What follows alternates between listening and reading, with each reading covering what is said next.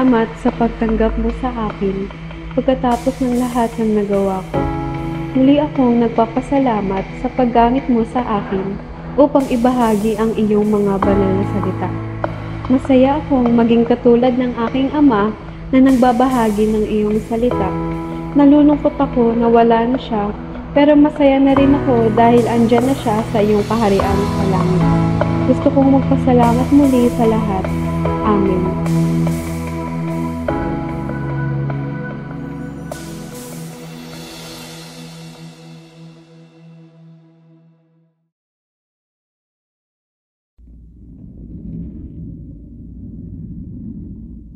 Sa dami ng pangyayari sa aking pamilya, nabanggit ko na ba sa inyo ang kwento ng aking itay?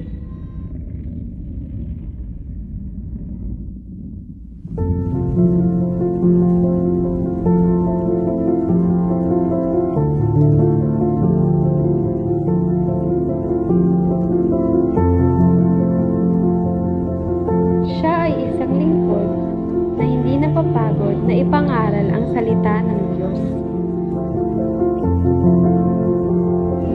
Hindi niya alintana ang sasabihin ng iba, magawa niya lamang ang ipinapagawa ng Diyos. Ay lamang po, tayo dito kayo na, tayo dito na langit.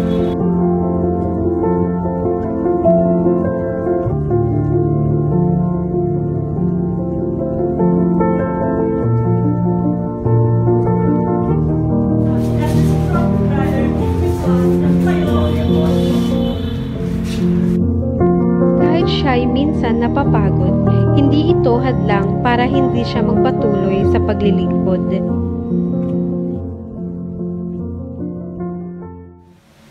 Tay, andyan ka na pala. Bunso, dalihan mo, nandito na si tatay. Tay! Kamusta po kayo? Ito, ayos lang anak. Hindi lang ako pagkain. Pero tawagin mo si nanay para mag-intro tayo sa isang tumain.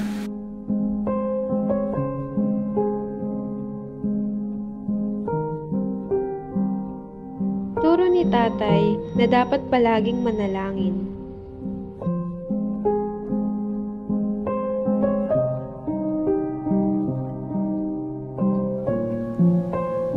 Tay! Alin anak? Hindi po ba kayo napapagod sa mga gawain na ginagawa niyo po? Iba pa po? Ba't naman ako mapapagod anak kung para sa Diyos naman ang lahat ng ginagawa ko? Oh, paano po kayo nagsimula sa gawain na yan? Mahabang istorya anak, pero kung gustong malaman.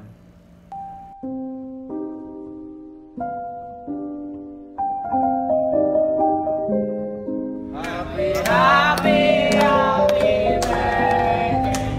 Sana'y manatili mo! Birthday! Birthday! Uy! Happy kayo! Pumunta, hindi ka na pumunta, pre. Hindi, okay na ako. Nagkaba na ako eh. Alam mo ganito yun eh. Pre! Lasing na yata tayo ah. Alam mo, hindi kita maintindihan pare. Hindi naman ako lasing na kayo ng... Pre, na-in lang ako. Pre, uwi na tayo. Pre, tara pre, pre, tara pre. Pre, Tara. pre. Maga na. Tara pre.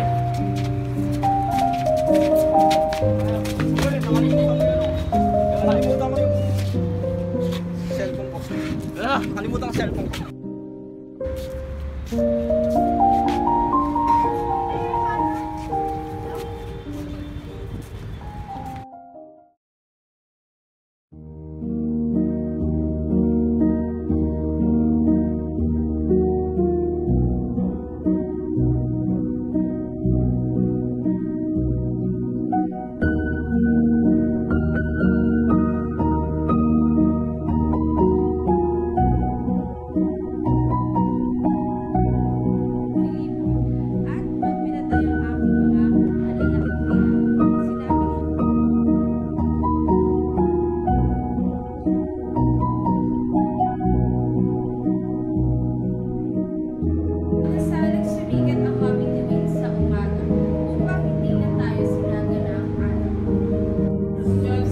Pre, sino ba yung babae na yan, pre? Lagi na nandito yan, pre. Paparinig sa atin. Tayo ata pinapatamaan niya. Minsan ako, pinakanak pa. At hindi namin ni Haring Sedes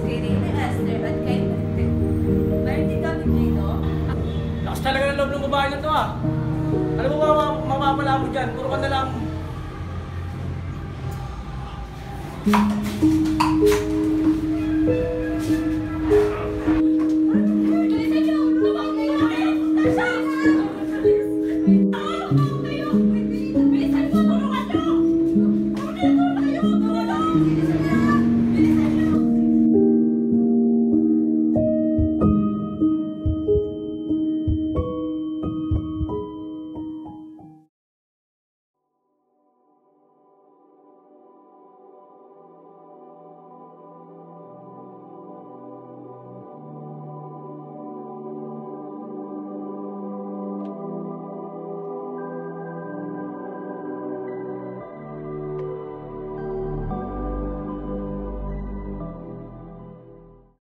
Alam mo na, simula nangyari lahat ng iyon, nagbago ang tingin ko sa lahat.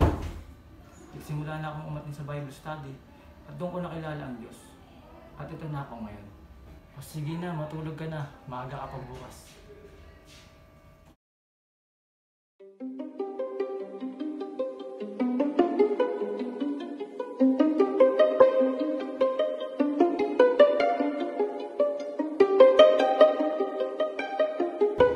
Pre, long time no see ah.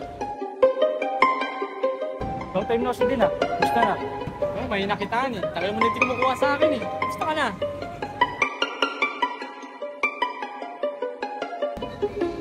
Kala ko ba walang iwanan? Ba't sumama sa babaeng yan? Ano? Nak, pag sinabi kong takbo, tumakbo ka. Huwag ka nang babalik o titingin pa dito. Tay? Anak, tumakbo ka.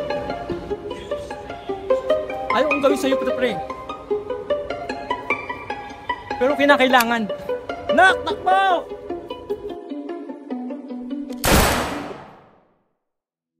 Itay! Itay! Huwag mo muna kami iwan, Itay. Nag-aantay pa sila, nanay. Huwag mo muna kami iwan, please. Huwag ka nang umiyak. Gusto ko makita kitang malungkot sa ulit ng kakanta. Bigat ng mata ko. Parang gusto ko nang matulog. Gusto huwag mo kalimutang manalangin, anak.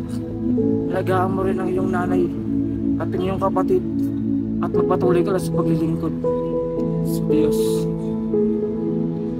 Itay!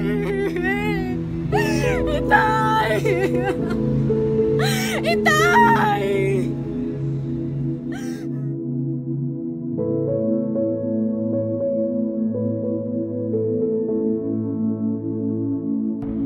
Sa lahat ng hirap, problema at pagsubok na darating sa atin, lagi mong tandaan, ang Diyos ay lagi mong kasama basta tayo ay palaging manalangin.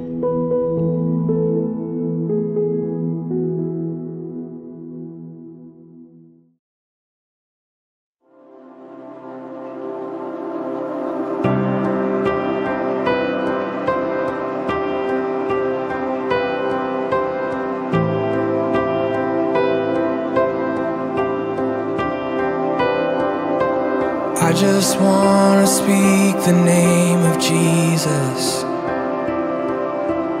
over every heart and every mind, 'cause I know there is peace within your presence. I speak Jesus.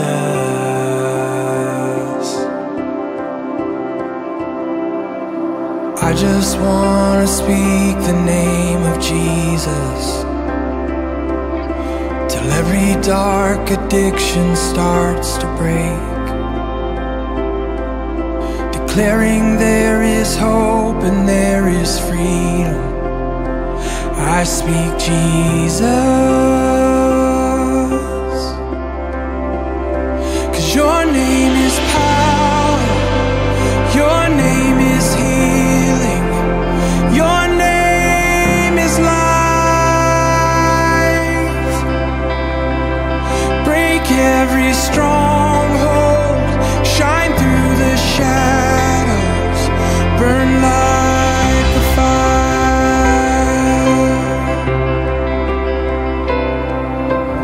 I just want to speak the name of Jesus anxiety, to every soul held captive by depression, I speak Jesus. Your name is power, your name is healing, your name is life. Break every stronghold, shine through the shadows, burn like a fire.